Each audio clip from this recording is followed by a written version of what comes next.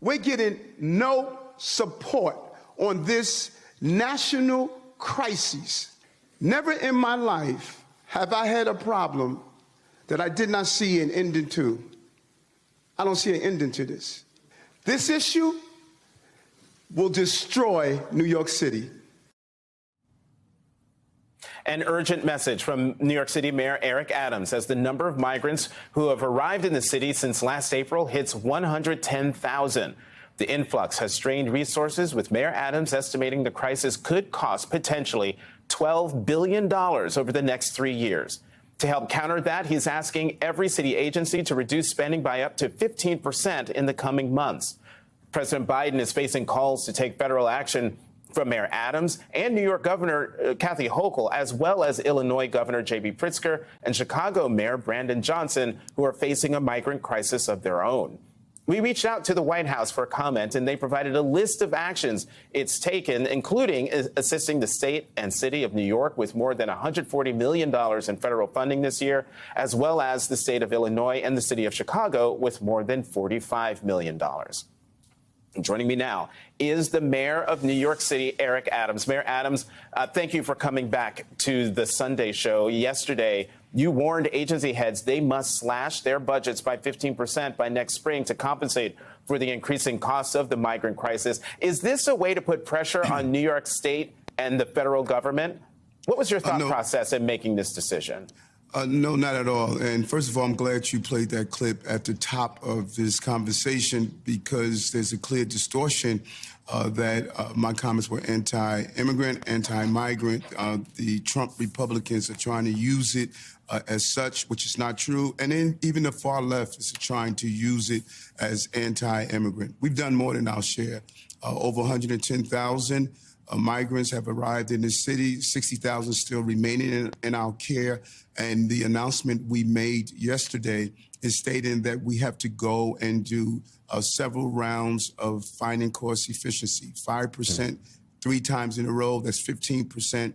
We've already spent, and this year we're going to spend up to $5 billion. Think about that for a moment. Getting $140 million on a $5 billion national price tag is not acceptable. And these efficiencies are going to come from communities that are already struggling, communities that are in need, predominantly Black and brown communities. This is wrong for the migrants to go through this, and it's wrong for long-standing New Yorkers that are struggling to go through this. So you anticipated the next question I was going to ask. You think the $140 billion is insufficient. So let me ask you about something else you've asked from the Biden administration. You've asked them to expand temporary protected status to migrants, which would enable them to look for work and expedite the process of applying for asylum. The president's been reluctant to do so. Why do you think President Biden isn't ready to take that action? I cannot quite explain that, but I do know this: the precursor to sleep that allows us to experience the American dream is our right to work.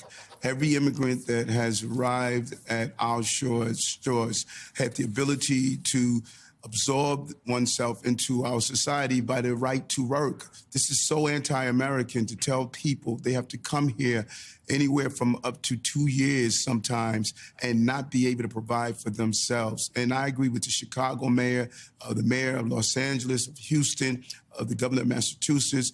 All of us are saying a national problem should not be placed on the backs of everyday Americans. No city should be going this. That's going through this, including El Paso and Brownsville. Well, Mayor, let me get your thoughts on some criticism on the right, because critics on the right have noted that New York City is a sanctuary city, and this migrant crisis comes with that territory. What do you say to those who think you relinquish your right to complain about the stresses it places on your city because of that? Well, I think that those comments coming from those far-right Trump-like Republicans who are continue to try to distort the reality that we do not have real immigration reform, that we should allow a true decompression strategy, protect our borders in the right way, and make sure that when you look at this city, the status of right to shelter, of no one who created this decades ago took into account that we were talking about hundreds of thousands of people potentially coming to the city. So we are in court now, and we are looking at how do we properly address the issue of right to shelter and dealing with this humanitarian crisis of an epic proportion. And, some Republican leaders initiated this crisis by busing migrants to Democratic-led cities like New York, and now they're using it for more political gain by highlighting your critical comments of the president. Do you have any trepidations about the political fallout New York Democrats may face in 2024 if this crisis isn't mitigated? I had a conversation yesterday with Congressman Jeffries, the minority leader of the Democratic Party, a Democratic congressional delegation, and he was clear as well. We know how severe this issue is to not only the city of New York, but the state of New York. New York City is the economic engine of this entire state, and we need a decompression strategy in the state as well as in the city. And I'm elected for one purpose, and that is to protect the people of New York City. And this is impacting the amazing recovery we witnessed after COVID. Our economic recovery, returning jobs, making our city safer and decrease in serious violence, us watching our children return to school with a new mission and goal. All of these successes are going to be hampered by what we're about to experience with the 5% cut 3 times in a row, which is going to equal 15%, as well as just the infrastructure issue that's going to come with this crisis. We're about to potentially have to move women and children to sleep in congregate settings, outdoors, in tents. This is unacceptable. This is not what our city stands for. Mayor, in response to your comments that the migrant crisis, quote, will destroy New York, here's a criticism from the left. Congresswoman Alexandria Ocasio-Cortez tweeted that, quote, blaming immigrants for the crisis is not leadership, and added that the White House does need to step up. We have solutions. Alienating people isn't one of them. What's your response to those calling your message alienating? Well, clearly, when you look at this city, this city is a city of immigrants. The difference in the historical role of those who came through Ellis Island. In 1 year, we had over 1 million that actually came through Ellis Island. What they were allowed to do, they were allowed to work. And I understand when you hear those on the far left that are stating how we're dividing the city, but the reality is I need for them to step up. I visited the Hercs. I spent the night in the Herc talking to asylum seekers. I know what it takes to govern this city, and I need them to do their job in Washington, D.C., and ensure that over a year and a half, that New York City has carried this burden alone, like other cities. It is time for my national leaders to step up. I'm hoping that the Congresswoman will come in and walk through and see the conditions and how we cannot properly take care of those who are in these Hercs if we don't get the resources we need. And it will potentially destroy this city if we don't get it right. Mr. Mayor, pardon me, what is a Herc? That's a humanitarian relief center. We have shelters that we create, over 200 shelters we have opened, and we also have created what's called humanitarian relief centers. Those are those large tents that you're seeing that's holding sometimes up to 1,000 people. Mr. Mayor, as you are well aware, Monday marks 22 years since the terrorist attacks of September 11th. Any reflections on the anniversary and the nearly 3,000 lives lost on that day? Yes, I recall greatly. I still think about it. Not only some personal friends I lost during September 11th, as well as my kid brother was a sergeant in the police department at the time. I was a lieutenant, and for several periods of time, we were unable to connect with each other. And I was concerned. And even after I reached him, I couldn't exhale because we know hundreds and thousands lost their lives. And it's a reminder to us all as we go through these difficult times. We reflect on September 11th tomorrow, but also remember September 12th.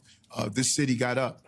When we got up, America watched us. We were ground zero for that terrorist attack, and we showed we were not going to flee, we were not going to run, we were going to fight and stand tall, and that's where we are right now. We have to continue to get up as we recover our country, and I think the president is doing the job that needs to be done, and I support what he's doing, but in this issue of the migrants, we need to get it right because lives depend on it. You know what, Mr. Mayor, actually, let me squeeze in one more question before I let you go. On immigration. A dark horse Republican candidate for president, Vivek Ramaswamy, recently said that if he were elected president, he would deport American-born children of undocumented immigrants, despite those children being considered citizens under the 14th Amendment. What do you make of that viewpoint gaining steam in mainstream Republican circles? Well, I think that when you look at this crisis, you're seeing those Trump-like thinking Republicans who are taking postures like that. All of us, if we reflect and look into our past, we're going to find out that we came from somewhere. And imagine having those types of policies as you move through the history of this country. No matter where you came from, you wanted the opportunity to experience the American dream. And he should think about that. This is the only country on the globe we have dream attached to our name. We cannot destroy it with nightmarish type of policies like that. It's unfortunate people would think that way. They should sit down with their grandparents and ask, how did they arrive here? And what did they expect when they got here? And I think he would think differently. The mayor of New York City, Eric Adams, as always, thank you very much for coming to the Sunday Show. Thank you.